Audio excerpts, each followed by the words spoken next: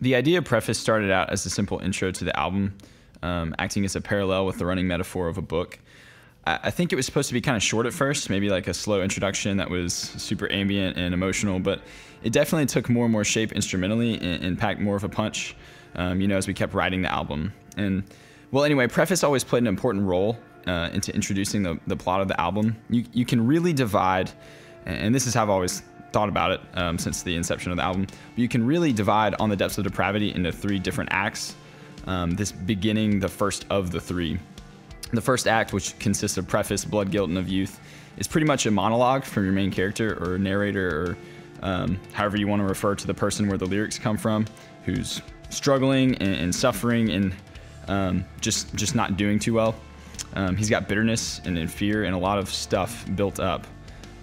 This is his lead-in to describing his issues, the first one being an identity crisis. He references to the qualities of a book in order to make a point about feeling like a stagnant person, someone who's fixed in a troubled state, whether that be depression or anxiety or just between a rock and a hard place.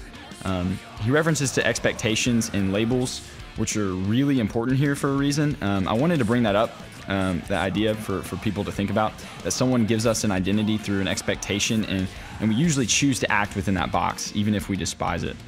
So what is being said is that now God is the one who has given the box, and it is sharply despised.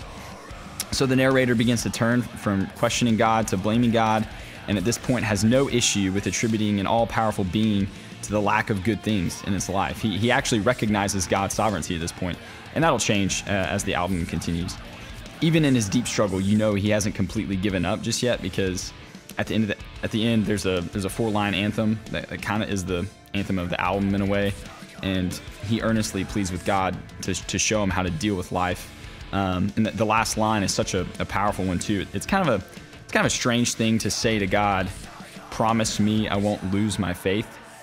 It's almost irrational in a way. Like, wouldn't it be that if you lose your faith that you would have to, have found other truth that counters your former belief system? So, yeah, I have a habit of writing irrationally because I think it connects with people, despite how rational we all think we are.